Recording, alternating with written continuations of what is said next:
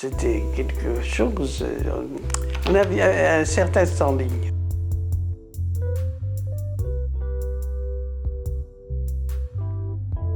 Alors, Daniel dit oui. Je suis arrivée à l'Institut au mois de juillet 66 et j'ai commencé en tant que standardiste. Et après, j'ai pris mes fonctions d'aide économe. Je ne peux pas vous dire exactement ce qu'on fait parce que c'était toujours de l'imprévu. C'est ça, mais on avait toujours avec l'économe qui était Madame Hickley. C'est à ce moment-là. Après, il y a eu un économe qui était Madame Robin. Mon rôle, c'était d'aider l'économe au restaurant et faire les travaux, l'entretien de la maison. On faisait restaurant universitaire. On faisait 500 couverts par jour. Ça faisait 2 services. Il n'y avait que 2 cuisinières pour ça.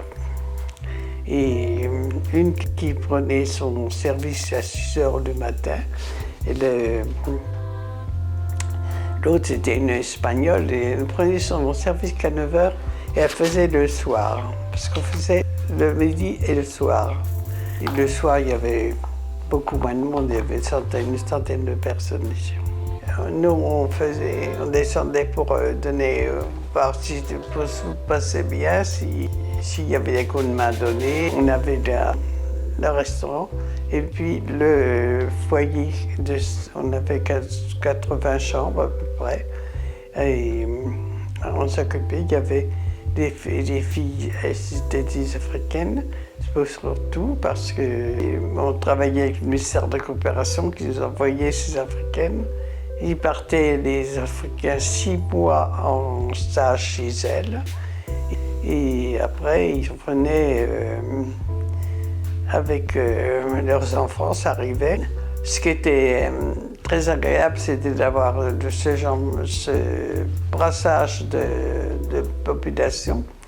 Il y avait l'Afrique, il y avait les Malgaches, il y avait les Afghans, mais il y avait des Turcs, on avait vraiment toutes les nationalités. C'est folklorique parce que y a un dîner le soir, on faisait un repas africain, après c'était l'Afghan qui nous faisait, c'était bien. La pouponnière, au début, c'était la pouponnière, c'était pour des enfants BCG. Et après, quand on avait plus la maladie de tuberculose, ça a été les enfants handicapés, qui étaient donc des gros handicaps. Il y avait 25 gamins, 0 à 50 maximum. Les enfants, il y en avait plus ou moins qui étaient laissés, les parents s'en occupaient pas. La directrice et les directrices étaient Nero et le président, Monsieur Bianchi.